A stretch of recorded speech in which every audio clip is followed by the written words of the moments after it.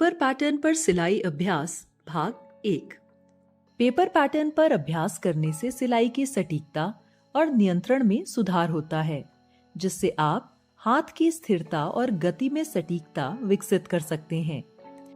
यह शुरुआती और पेशेवर दोनों के लिए अपने कौशल को सुधारने का एक बेहतरीन तरीका है।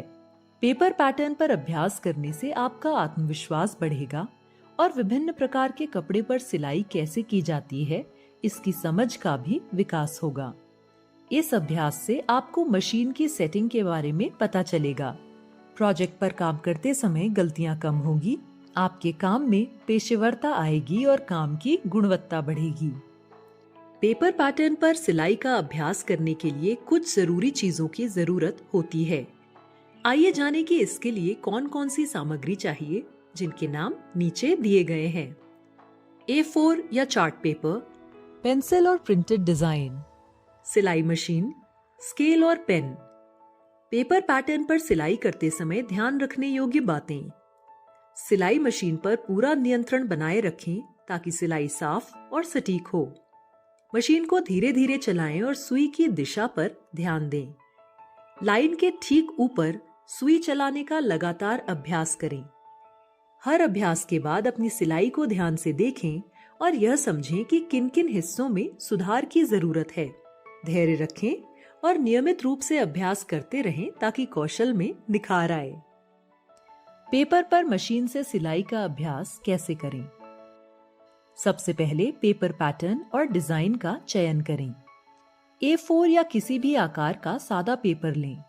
फिर पेंसिल या मार्कर की मदद से उस पर विभिन्न डिजाइन बनाएं, जैसे कि सीधी रेखा, घुमावदार रेखाएं, जिगजैग पैटर्न, चौकोर, तिकोनी या अन्य आकृतियां।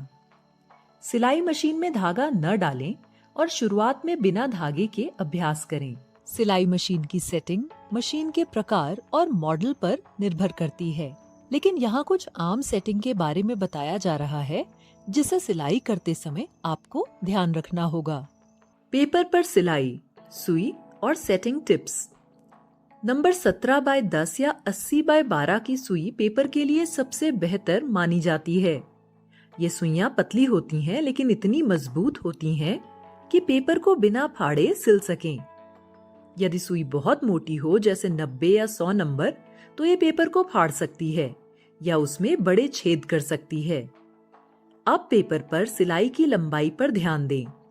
पेपर पर छेदों के बीच की दूरी अधिक होनी चाहिए, इसलिए मशीन की स्टिच को 3 से 4 मिलीमीटर पर सेट करें।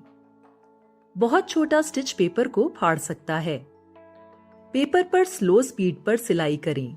मशीन की गति धीमी रखें ताकि पेपर फटने से बच सके और सुई टूटने का खतरा ना हो। अभ्यास के बाद पेपर को ध्यानपूर्वक देखें। सिलाई के बाद पेपर को निकालें और जांचें कि सुई के छेद रेखा पर हैं या नहीं। यदि सुई की दिशा रेखा से हट गई हो तो उस भाग पर पुनः अभ्यास करें। गलती होने पर उसी पैटर्न को दोबारा सिलें।